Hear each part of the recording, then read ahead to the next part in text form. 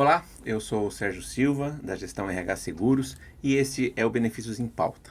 E hoje nós vamos falar a respeito de um assunto que é muito importante e eu convidei uma pessoa para me ajudar nesse tema. E o nosso tema de hoje é o inglês corporativo.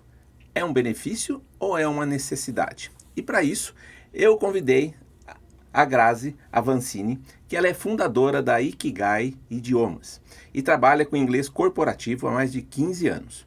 Ela desenvolveu uma metodologia baseada nos perfis comportamentais, que inclui aulas, workshops e mentorias. Ela também se dedica a projetos voltados para empresas, ajudando a aprimorar a comunicação e o desenvolvimento profissional dos colaboradores.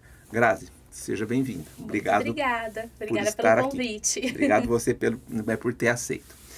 Ô Grazi, eu falei do nosso tema, né? Do inglês corporativo. Que é uma coisa que a gente percebe que em algumas empresas, muito em função do mercado que elas atuam, ou da origem dessa empresa, porque ela pode ter uma sede em um outro país, né? Como é que é essa questão da política do idioma na empresa, né? Ela é um benefício ou, né, como é que funciona isso, né? O que você observa isso nas empresas hoje? Bom, cada empresa tem uma política de idiomas, que é o quê? Como que eles tratam isso, se eles oferecem isso como um benefício, ou se isso é um pré-requisito, se eles oferecerem, como que vai acontecer, se eles vão pagar 100%, não vão... São todas as diretrizes de como vai funcionar um curso de idiomas oferecido pela empresa. E existem essas duas formas de você encarar, né? Algumas empresas acreditam que isso é um pré-requisito e que cada um tem que vir preparado ou se preparar, ou vamos falar assim, correr atrás, né? Para saber falar a língua. Mas outras empresas encaram como um benefício. Você oferecer, você dar subsídio para uma pessoa estudar um idioma é um grande benefício tanto para você reter os seus talentos, quanto para você atrair novos talentos para sua empresa na hora da contratação. Quando você diz isso, você me faz pensar em duas coisas, né? Quando é um requisito, né? Então, o candidato já vem falando inglês ou uma outra língua, né? E quando não é, você tem a oportunidade, já que ele vai precisar ter essa fluência em função da atividade que ele vai ter, de proporcionar essa formação para ele, né? Dentro também daquilo que é importante para a empresa, né? Como é que é essa questão de formatar o curso, né? Em função da própria atividade que a empresa desenvolve? Quando a empresa ela escolhe oferecer o curso, porque ela tem dois caminhos. Ela pode pedir para que cada colaborador escolha onde ele quer estudar e ela reembolsa aquilo, ou ela pode contratar uma escola para formatar um projeto para essa empresa. Então, nesse caso, quando isso acontece comigo, o meu cliente é a empresa. Então, eu vou entender o que eles precisam, por que eles estão contratando, onde que essas pessoas vão falar inglês, qual é a necessidade, qual que é a dor da empresa no momento. E aí você consegue montar alguma coisa que vai atender aquela empresa em específico. Isso inclui os assuntos que vão ser falados, porque apesar de eu ter pessoas de departamentos diferentes, todo mundo está dentro do mesmo business, né? Dentro da mesma indústria. Então, você pode trazer os assuntos daquela indústria, daquela área em específico, você vai, desde carga horária, até como você vai formar os grupos, o que você vai ensinar para eles para aquela empresa. Você está me dizendo, então, que, inclusive, quando você formata um curso de inglês, por exemplo, né? Eu sei que você tem, e pode ser também de outros idiomas, mas vamos, né, para a gente sempre falar aqui do inglês, em função da atividade da empresa, você tem, inclusive, o vocabulário, não é? Que é mais apropriado para aquele tipo de indústria. Se é uma indústria farmacêutica, se é uma indústria automobilística, vão ter termos que são mais comuns ou mais frequentes naquela atividade. Isso você faz também. Também, a gente vai trazer, né, esse vocabulário, esse contexto específico daquela empresa. E também, nem todas, na verdade, hoje em dia, raramente as empresas falam inglês com nativos. Você está falando inglês com pessoas de outros países. E aí, língua oficial é o inglês. Então, tem que entender isso também. Mas com quem você tem mais contato? Com pessoas de qual país?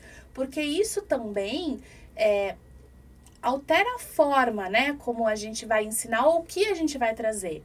Se eu tô falando com nativos, é uma coisa. Mas, às vezes, eu tô falando inglês com pessoas que também têm o inglês como segunda língua. E aí, às vezes, eu vou ter que me esforçar mais para que aquela pessoa me entenda. Então, a gente vai trazer tudo isso para a prática da aula. Entendi. Você está me dizendo, então, que se uma determinada empresa está proporcionando esse curso de inglês, porque a empresa que é a sede da empresa dela é nos Estados Unidos, é um tipo de inglês. Se a sede dessa empresa, ainda que vai falar inglês, for em Taiwan, ou se for na China, por exemplo, ou no Japão, mas que a língua vai ser inglês, é um outro vocabulário e é uma outra forma de montar esse curso. É isso. Não chega a ser um inglês diferente, mas a gente vai usar uma abordagem diferente. As pessoas, de qualquer maneira, precisam aprender inglês, a se comunicar dentro daquilo que elas precisam. Mas aí, na hora da gente trazer atividades para eles praticarem, a gente vai considerar com quem eles estão falando, né, no dia a dia. Isso vai fazer bastante diferença. Então, essa parceria, a vantagem passa por isso também, né? Quando você contrata. Porque quando a empresa, óbvio que ela pode pagar um curso, falar, olha, você tem X reais e você escolhe um curso e a pessoa vai escolher uma escola perto da casa dela, por exemplo, né? Ela vai falar inglês, certo? Vai escolher uma boa escola, vai considerar que ela escolheu uma boa escola, vai ter uma boa formação, ela vai falar inglês. Mas quando ela traz o curso para dentro da empresa, tem essa vantagem, então, que você está trazendo. Tem essa vantagem da gente estar com aquela comunicação direta com o RH, né? Então, a RH está sempre trazendo as necessidades para a gente, o que está acontecendo. Nos meus clientes, muitas vezes eu também tenho essa comunicação direta com os gestores, e aí eles me trazem a dor da equipe. Grazi, lá na minha equipe, eu preciso que eles consigam apresentar o trabalho deles quando as pessoas vierem da matriz. E eu tô vendo que eles não estão conseguindo fazer isso. Então, a gente consegue ajudar dentro daquilo que a empresa tem necessidade. Né? De uma demanda específica. Isso. Outra vantagem para a empresa é que eles têm um controle maior. Quando cada pessoa vai fazer na escola que ele quiser, eu não sei se essa pessoa está realmente frequentando, se ela está faltando muito, se ela está entendendo, se ela está progredindo. Eu estou pagando, mas eu não tenho certeza que eu estou tendo retorno daquilo. Quando eu contrato o projeto, eu vou receber um relatório todo mês. E aí eu vou saber quem está faltando, qual é o desempenho daquela pessoa, se ela está progredindo ou não. Então, o meu retorno sobre investimento é maior. Você me fez pensar uma situação, né? Então, vamos considerar, por exemplo, que o curso vai ser na empresa. Então, ela tem lá uma sala de aula que a empresa montou e a aula vai ser das 8 às 9, ok? Mas, lá pelas 8h20, alguém bate na porta e fala, o fulano precisaria responder um e-mail urgente, né? Ou, daria para ele, posso só fazer uma perguntinha para ele, né? Quer dizer, esse aproveitamento, né? Também, ou a busca de um melhor resultado, deve passar também por essa conscientização da empresa, né? É a hora da aula de inglês dele, não é a hora dele responder e-mail para você. Como é que é isso hoje, né? As empresas lidam bem com isso, né? Os chefes que liberam seus funcionários não ficam com ciúmes, assim? Tá lá na aula agora, né? Olha, algumas empresas lidam melhor do que outras, né? E isso acontece com bastante frequência, de a empresa tá pagando o curso, mas não estar priorizando a participação daquele colaborador. Então, tanto de, tem reunião, né, nesse horário, ou essa pessoa viaja muito, ou então até o próprio gestor ou alguém da equipe, né, chamar essa pessoa toda hora. Então, isso é importante. O RH, ele tem que ver a escola como um parceiro, eles têm que trabalhar em parceria. Se os dois trabalharem juntos, o resultado vai ser muito melhor. Tá. Assim, essa questão de levar o curso para dentro da empresa, né? Eu estou pensando agora na equipe, no funcionário, né? Com relação à motivação dele, né? Por onde que passa isso? Ele falou, pô, a empresa contratou uma escola e vai dar um curso do jeito que eu precisava, né? Como é que a equipe recebe isso, né? Como uma motivação. Como é que você percebe isso nos seus alunos dentro das empresas? Aí primeiro a gente vai passar pela nossa pergunta tema do podcast. Depende de como a empresa coloca. Se a empresa coloca isso como benefício, eu já mudo a forma como aquele colaborador vê. É um benefício. E isso é uma motivação. Poxa, em vez de eu ter que pagar do meu bolso por algo que vai ser muito importante para minha vida profissional e pessoal, eu estou recebendo isso como um benefício. Segundo, se eu tenho a possibilidade de fazer essa aula dentro do meu horário de trabalho ou imediatamente, né, antes de eu começar a trabalhar ou logo na sequência, isso também facilita muito, eu já estou ali. Eu não tenho que me deslocar até um lugar para fazer aula, eu consigo ter um rendimento maior, né?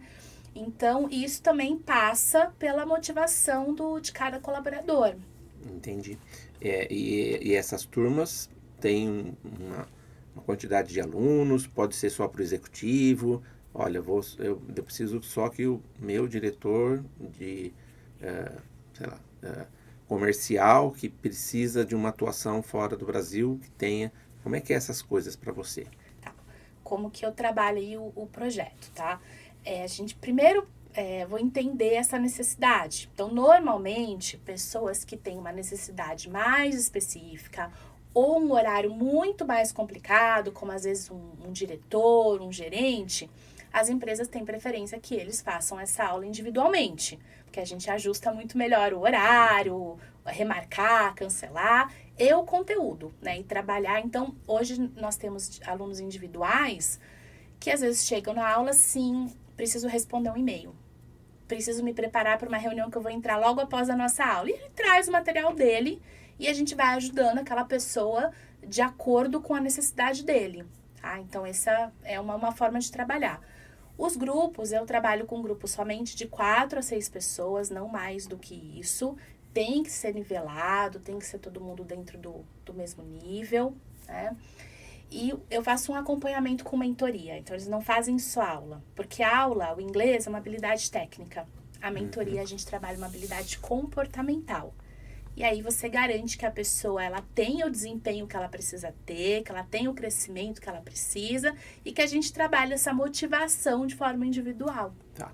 E quando você fala que eles precisam estar no mesmo nível, é no nível de inglês que ele tem hoje, né? Então, se são iniciantes, é uma turma de iniciantes. Você consegue fazer umas provinhas ou uns testes com eles e tal, para você falar, ó, eu preciso... Aqui eu vou ter que ter 2 turmas. Uma que é de iniciante, porque eles estão bem aquém daquilo que a gente pode considerar um nível mínimo. Então, eu vou ter uma turma de iniciantes. E vou ter uma outra turma eu vou ter um outro horário para essa turma que já tem um certo conhecimento. Isso dá para fazer também.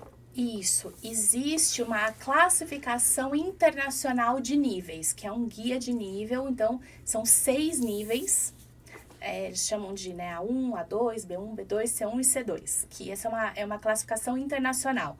A maior parte dos testes internacionais vai classificar os candidatos dentro desse nivelamento. Então, a gente adota essa medida internacional para ficar padronizado.